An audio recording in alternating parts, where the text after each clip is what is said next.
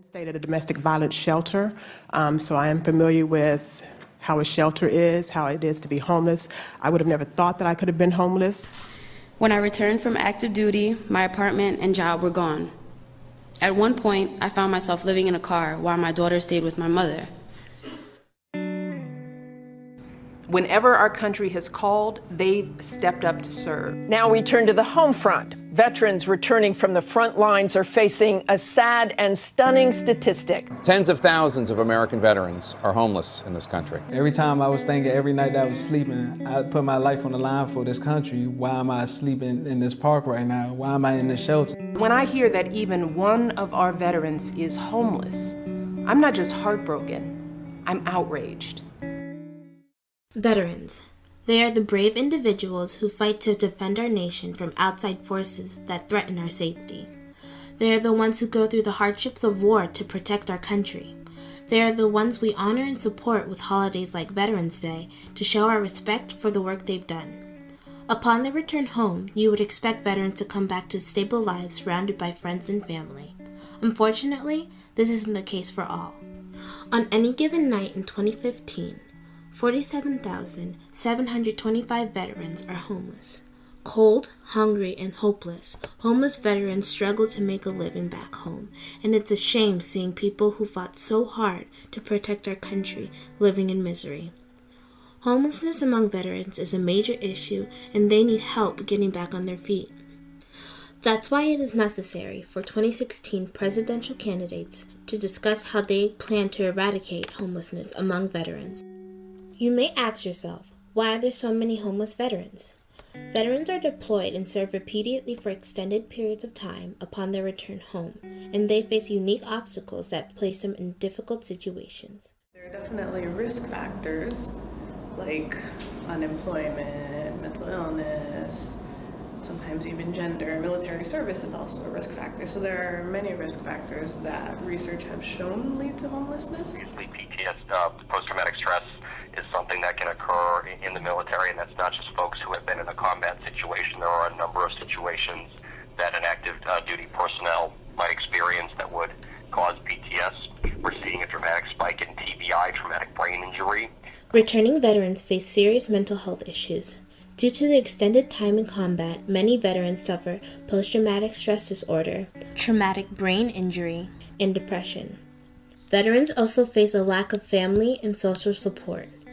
Frequent deployment for long periods of time disconnects veterans from the social aspect of society, making it difficult for veterans to develop social relationships and keep contact with their families. You had a job, if you had some friends or family in one particular area and then you went on active duty, that job might not be waiting for you when you come back. You might have lost touch with those friends.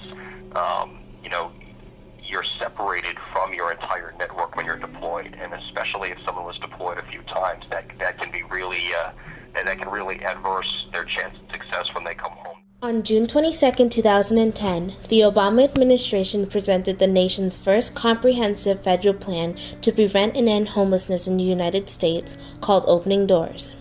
As one of its goals, Opening Doors developed a 5-year plan to end homelessness among veterans by 2015 through partnering with states and communities across the country to have services like housing and health care readily available to homeless veterans. The federal government has a plan, and we sort of interact with the Interagency Council and some of the other stakeholders and sort of work with them on the plan in terms of things that maybe we see are concerns or areas where they could, up the standards, change the standards, fix benchmarks, or... The Opening Doors plan strives for the national adoption of the Housing First approach for housing homeless veterans.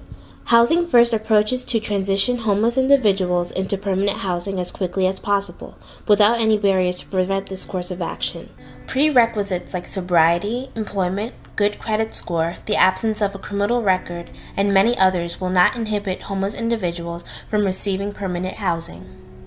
The Housing First approach accounts for short-term interventions like rapid rehousing, which provides homeless veterans and their families with quick rehousing for a couple months in order to recover their financial stability, and long-term interventions like the U.S. Department of Housing and Urban Development and the U.S. Department of Veterans Affairs Supportive Housing Program, which combines rental assistance vouchers with supportive services and case management in order to transition veterans from homelessness into permanent supportive housing. We're very much a policy organization, so our assistance would come in the way of technical assistance to communities that are working with, for example, VA's SSVF program for rapid rehousing. So we've actually got our technical assistance team is out in different communities helping them use their SSVF funding more effectively. From 2010 to 2015, the homeless veteran population has dropped by 36%. Virginia, Connecticut, and cities like New Orleans, Las Vegas, and Houston have ended homelessness among veterans in their respective regions. We have come a long way in achieving our goal of ending homelessness among veterans, but the job is not yet done. There are still about 50,000 homeless veterans in the United States, and as President Barack Obama's presidential term is coming to an end, finishing the job lies in the hands of our next leader. The presidential candidates have discussed a variety of important issues, like terrorism, climate change, and gun control, but have been silent on homelessness among veterans. Their plan and strategy as to end homelessness among veterans has gone unspoken, leaving the public uninformed about the state of the issue and what they plan on doing to solve it. It's a moral imperative. These people will serve this country. There's no reason that they should be without somewhere to sleep. To eradicate homelessness among veterans, we need a president well aware of the issue and determined to solve it once and for all. We need a president willing to develop the most comprehensive strategy and set it forth into action once they step into office. We need a president who is passionate about serving the individuals who served us. It's time for the candidates to show the people that they have the ability to end homelessness among veterans once and for all.